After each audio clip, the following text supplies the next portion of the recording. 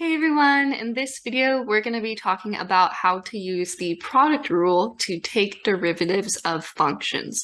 So the product rule is a rule that we use to find a derivative, and we use it when the function we're trying to find a derivative of is the product of two functions. So what I mean by that is if we look at these examples right here, f of x, you can see it's kind of made up of two parts. It has two components. So the first one is the x squared, and the second one is the 3x plus 4.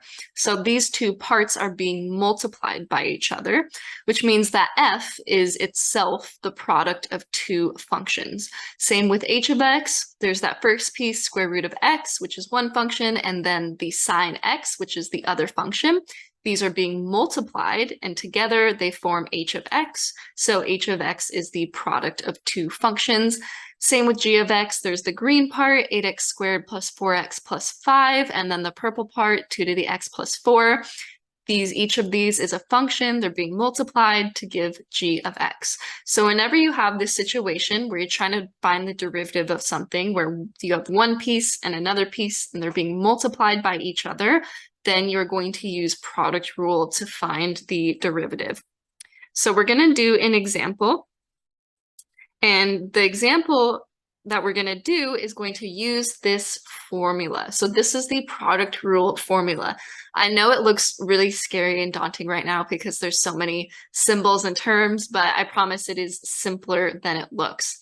So what this is saying is it's saying if you are trying to take the derivative, this little symbol right here is a derivative. If you're trying to take the derivative of a function that is itself the product of two functions, so f of x is the first component, g of x is the second component, then to do that, this is the formula you're going to use. So this formula says rewrite the first function f like normal, then multiply that by the derivative of the second function, then plus, then we're going to rewrite the second function like normal, and then multiply that by the derivative of the first function. So again, I know that looks kind of scary and long, but once you see an example of this actually worked through, it's not too bad, and it's the same formula and the same process every single time. So once you get it down, it doesn't really change or get a whole lot more complicated. So this is the first example we're going to do. We're going to find the derivative of f of x equals x squared times 4x squared plus 3. And we have the formula up here for our product rule that we're going to use. So first thing we want to do is recognize what each component of f is, okay? So this x squared part is one component, the first component, and then the 4x squared plus 3 is the other component.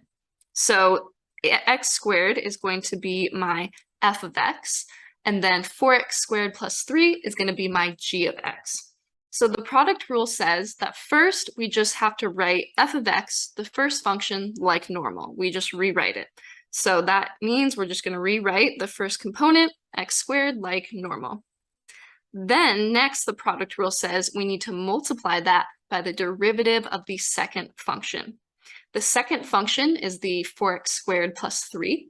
The derivative of that, well, we can use power rule to take the derivative of that. So the derivative of 4x squared is going to be 8x. And then the derivative of 3 is 0, so that just goes away. So the derivative is just 8x. So what I just wrote is this first piece of the product rule.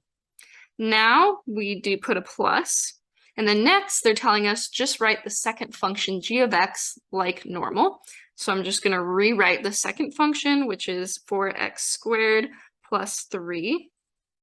And then now the product rule says multiply that by the derivative of the first function. So the first function was x squared, and the derivative of x squared is 2x. So this is our derivative right here, this expression that I just wrote. And we can simplify this a little bit. We can multiply the x squared by the 8x, and that is going to give us 8x cubed. And then now we can distribute the 2x to both of these terms.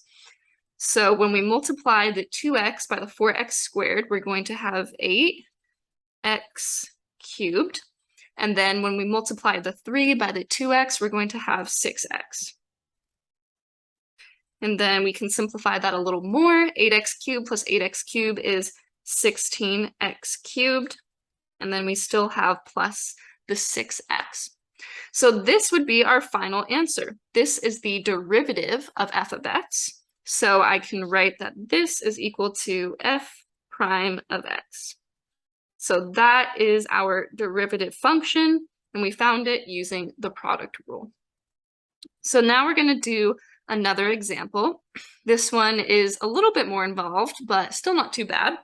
So we're going to use the same formula, same process. So see if you can try this example yourself and see if you have the formula kind of memorized by now.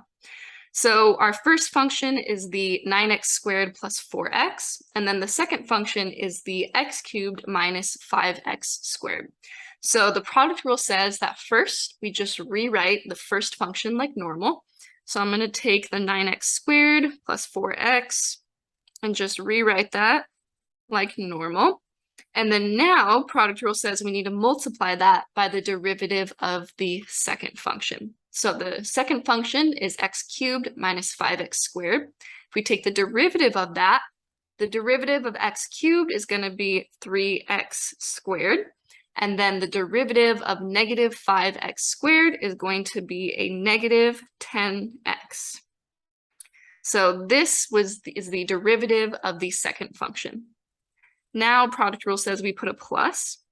Now we just rewrite the second function like normal. So we're just going to rewrite it, x cubed minus 5x squared. And then last thing, product rule says we need to multiply that by the derivative of the first function. So we're going to take the derivative of 9x squared plus 4x. So the derivative of the 9x squared part is 18x. And then the derivative of 4x is just 4. So this right here is the derivative of h of x. It is h prime of x, this entire big long purple expression. Now, one question that you might be wondering is, should you simplify, right? We could do all of this multiplication using FOIL to expand that. Same with this expression, we could expand that out using FOIL, combine like terms, and then get it down to a simplified version. So should you do that? My answer is, do not do that unless your teacher explicitly tells you that you need to. So there's two reasons for this. One is that it would take a lot of work to expand all of that, and I'm lazy and I don't really want to do that. And then the second thing is that when you expand it, that's a lot of algebra that you're going to have to do, and that gives opportunity for you to make a mistake.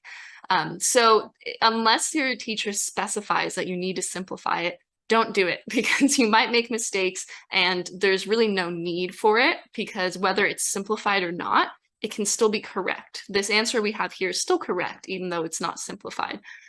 So that is my opinion. Feel free to argue with me about that in the comments if you want, but yeah, unless it's necessary, don't do it. So I hope that video was helpful for you.